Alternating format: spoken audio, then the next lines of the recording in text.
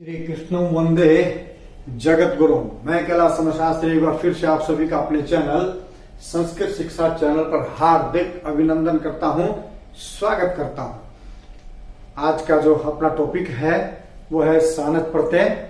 उसकी ओर बढ़ें उससे पहले आपसे वही विनम्र निवेदन कि यदि आपने अभी तक मेरे इस चैनल को सब्सक्राइब नहीं किया है तो सब्सक्राइब कर लीजिएगा, साथ में बेल आइकन का बटन अवश्य दबाइएगा ताकि भविष्य में आने वाली सभी वीडियोज का नोटिफिकेशन आपको सबसे पहले प्राप्त हो सके। वीडियो को लाइक कीजिए, लाइक करने से मनोबल बढ़ता है।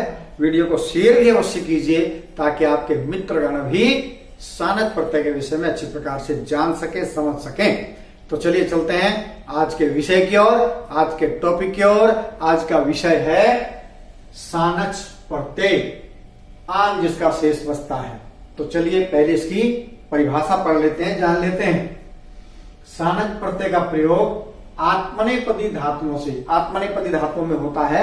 जैसे कि कल हमने सत्री प्रत्यय करा था, उसका प्रयोग परसमयीपदी धातुओं से होता है। पठादि जो भवादिगण की धातु है वो आदि, और यहाँ पर सेवादि जो धातु जिनका रूप चलते हैं सेवते, सेवते, सेवंते की तरह, उन धातुओं के साथ यदि कोई प्रत्यय लगता है तो वो प्रत्यय है सानच।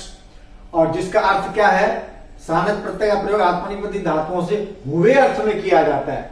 यहाँ पर क्या है, सोता हुआ, पढ़ता हुआ, खाता हुआ, रोता हुआ, धोता हुआ, ऐसे हुए अर्थ में किया जाता है। किसका प्रयोग? सानच प्रत्यय का। इसका आन शेष रहता है जो ब्रैकेट में लिखा है, जो बाद में क्या बन जाता है, मान में बदल जाता है। इनकी धातु के बाद आन के स्थान पर क्या लगाया जाता है, मान। इस प्रत्यय से बने शब्द विशेषण होते हैं। विशेषण मतलब विशेषता बताने वाले, और इसलिए तीनों लिंगों में इसके रूप बनते हैं। जैसे सेव धातु, सेव के साथ सानच प्रत्यय जोड़ा गया तो उसके साथ सेव आन, और फिर आन के स्थान पर हो गया मान, बन गया सेव मान पुल्लिंग में।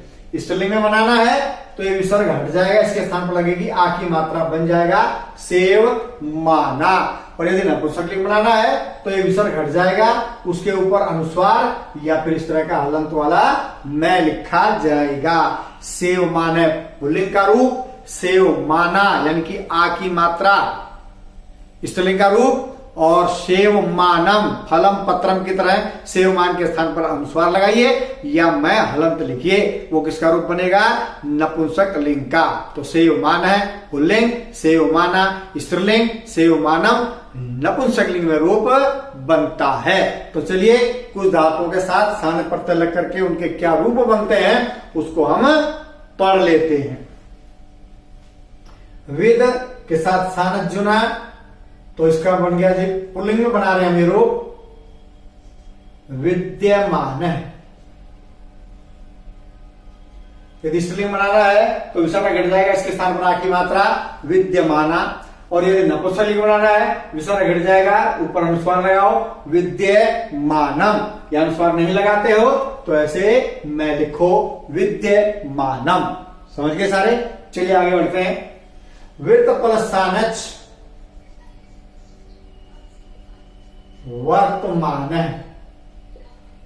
लव प्लस सानच, सीधा धातु के बाद मान जुड़ रहा है कई धातुओं में, ध्यान रखिएगा। लव मान, सह प्लस सानच सह मान,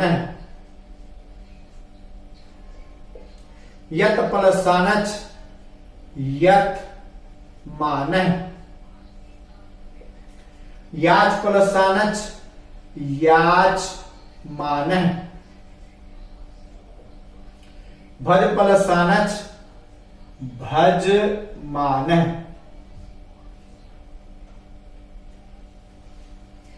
धातु के साथ सानच प्रत्यय जुड़ के ये रूप बना। आगे पढ़ते हैं। कंप के साथ सानच प्रत्यय जुड़ा, बन गया कंप मान।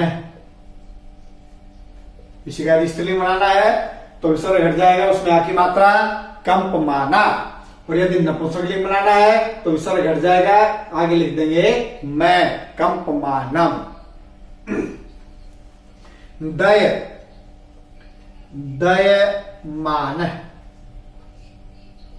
वंद प्लस सानच वंद मान है। व्यथ प्लस सानच व्यथमान, वृद्ध प्लस सानच वर्धमान, री को अर्थ वर्धमान, वर्धमान, सी को सानच शयान, सोते हुए, जन प्लस मानस जायमान, रुच प्लस उ को हो जाएगा रोच मान, रे के कारण न को हो गया अण, रोच मान, यहां भी भास मान, इस प्लस सानच इक्ष्मान, थोड़ा भिन्न है, ध्यान रखिएगा। मन प्लस सानच मन्यमान, नी प्लस सानच नयमान, को को आय हो गया अयादि संधि, यज यजमान है।